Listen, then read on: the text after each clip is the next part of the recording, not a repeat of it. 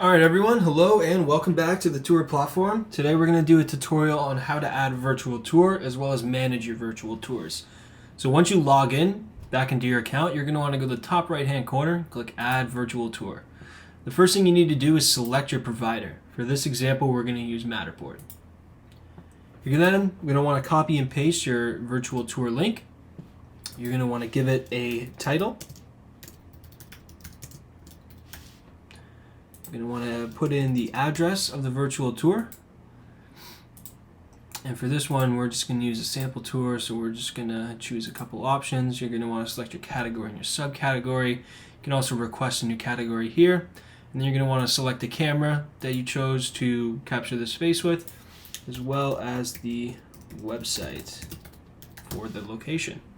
And then you can also enter a quick description of the space.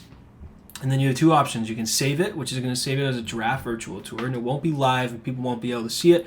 Or you can use the check mark, which is going to add it to your active virtual tours, and it will be visible right away across the platform. You're going to get this message saying it has been successfully added to active tours.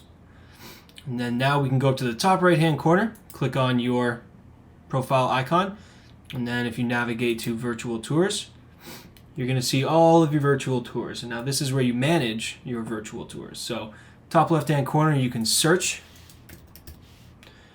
and you can find the virtual tour that you just added.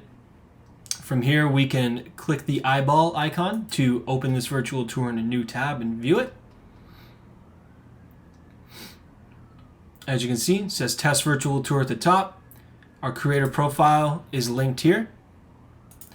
You can now like and save, and you can view the information here. So as you see, it's powered by Matterport. There's our title, our address, our description, and our website link. You have a couple more options. You can click this edit icon, which is going to allow you to edit the information about your virtual tour. The only thing you cannot edit is the provider. If you want to choose a new provider, you're going to have to delete the virtual tour and add it again. Here, you can also draft your virtual tour if you don't want it to be active. So if we move it to the drafts, it's not going to be in our active section anymore. And we'll see if we go to drafts, we can now see this virtual tour has been drafted. We can then reactivate it by clicking the check mark. If we go back to active virtual tours, we should see it here, test virtual tour. The last icon is the trash can, and you can use that to delete the virtual tour permanently, and there's no way to undo this, so please be careful.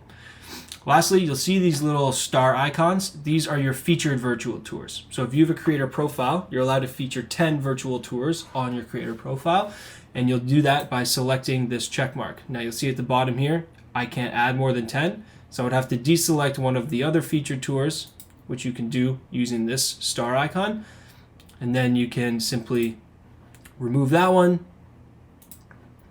I can go back and find my test virtual tour, and I can make that a featured tour. So you'll now see if I go back to my creator profile, and I scroll all the way to the bottom, you'll see test virtual tour is now a featured location. When managing your virtual tours, you can also here add a new virtual tour. You can obviously navigate between your active and drafts, and then you can filter by your category, as well as the title of the virtual tour and the date it was added. That's all for adding and managing your virtual tours. There's going to be a couple other tutorial videos you'll see. One of them is going to be how to add a virtual tour via the Matterport API, and the other will be adding through a custom provider, which is going to be virtual tours that are maybe using the domain or URL of your website, or you have a custom URL set up.